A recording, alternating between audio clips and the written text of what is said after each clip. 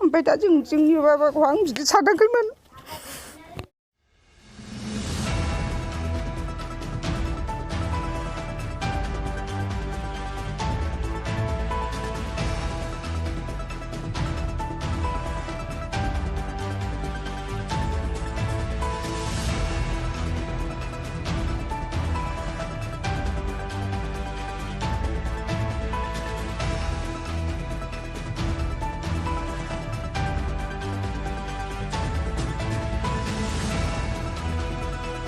또 जोंनि गामियाथ' रानिखाथा बिसिडिसिनि सिङाव थानाय थानो रानिखाथा सा सालबारि होनो बर'आव, ओरैनो इंलिसाव नर्थ सालबारि होनो। दा आङो बे गामिनिनो एडभाइजार। थ' नैबे न'खरनि अलेन बसुमतारी होननाया थांनाय 20 तारिख डिसेम्बर बेनिफ्रायनो बियो खोनानो मोननाय मथे खुंग्रिं बिसिडिसिनि सिङाव थानाय बुरबस्ति होननाय गामिनि बिजुलि मोसाहारि होननाय सानै साथामसो फिसाय लालाय गारलाय खालामग्रा हिन्जावखौ लानानै अबा खारनानै दं होननाय जों मिथिनो मोनदों। दा बै हिन्जावा लालाय गारलाय बेजों साब्रै होननाय जों मिथिगौ।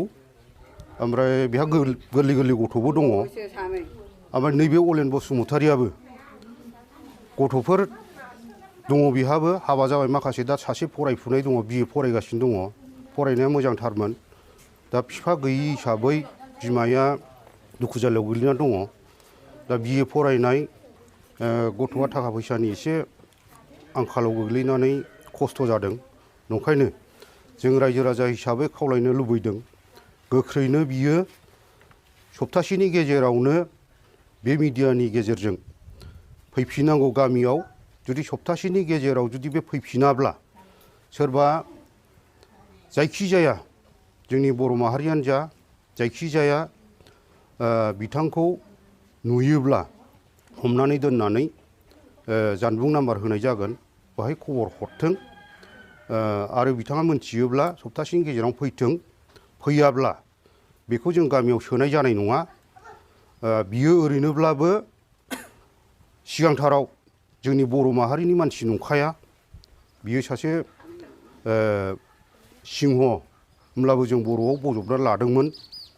दा गथ' गथाय देरलायनानै फिसौ फिथा मोनलायनानै 52 बोसोर जालायनाय सासे बोराय बैसोनि मानसिया बे आखुआव थांनायखौ जोङो लाजिनाय मोनदों।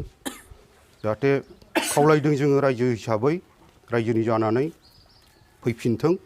गथ' गथाया सातजालायाव गोलैदों, ओंखायनो गथ' गथायनि इयुनखौ नायनानै फैफिननायखौ जों खावलायदों थाबैनो। जुदि फैफिनाब्ला बिनि जेसेबां हा हु दङ जों हिन्जावनि नामाव ट्रेन्सफार खालामजोबनानै बेखौ हाबहोनाय जानाय नङा। गामियाथ' जेन'बा आङो नर्थ सालबारि, दा जोंनि आइनि गामिया। ओमफ्राय दाथ' जानाया माने जों दाबसेयाव हाबा जानाय हिसाबै जों मोनथिजोबा। ओमफ्राय आं बिनि फिसाजो देरसिन आरो आंथ' जेबो रोङा बिदिनो। ओमफ्राय दा जोंनि बाबाखौ आं बिदि सानाखैमोन। ओमफ्राय दा जोङो बायसान्सनि जोङो बै मासावनो जेनेबा जों जेखौ माबादों बेखौ हास्थायबाय, जों मोनजानो लुबैदों आरो मोनबाय। बायसान्सनि मोनोबाबो जों हिन्जावखौ सोनाय नङा आरो। जोंनि बाबानि नामा अलेन बसुमतारी। जोंनि खारनायाथ' दा जों गामियावनो हाबा जानाय हिसाबै जों डिसेम्बर 20 तारिख ना मा होनखो, दा डिसेम्बर 20 तारिखआव थांदों। माने थगायनानैसो थांदों आरो आङो गारिनि माल लायनो। गारिनि माल लायनानै आं एसे देरि जाबोगोन बिदि जाबाय बेयो। ओमफ्राय जोंथ' मोनथिजोबाखै फैगोन। ओमफ्राय फिसाजोखौ जेन'बा नैबे दा न'आव थाफैनाय हिसाबै बेखौ होनबाय आरो आं ओरैबायदि गारि गाज्रि जादोंहाय, आं लायनो। ओमफ्राय बियो जोंना बिनानावा सोंदोंनो, आङो ओंखाम संफानांगौना संफानाङा बाबानो, बेफोरबायदि जादोंनो आरोखि बे थांनाय ओंखारनाय समाव।